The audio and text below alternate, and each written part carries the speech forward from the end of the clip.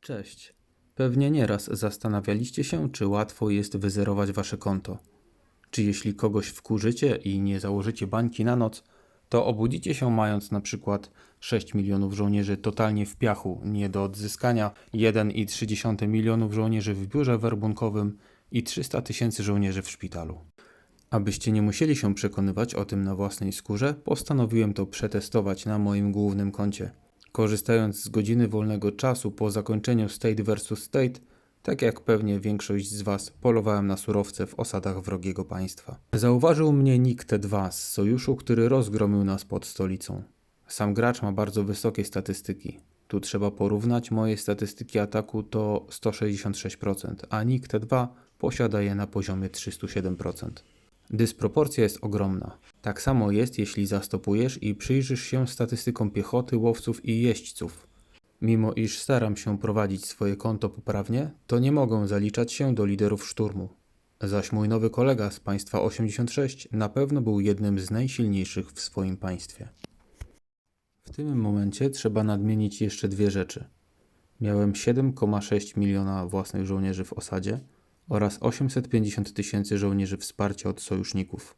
Zużyłem setki godzin leczenia po każdym rajdzie na przywrócenie mojego szpitala do ładu. Nie miałem co prawda wsparcia od typowego lidera rajdu, ale Lauren ze 106 ma solidne statystyki i można powiedzieć, że jej wsparcie uratowało mi skórę. Zostałem otoczony przez wojowników z sojuszu LMN i robiłem za swoistą tarczę strzelecką. W pewnym momencie zostały uruchomione 3 rajdy naraz. Żaden nie był sztuczny. Na moje szczęście była między nimi różnica czasowa.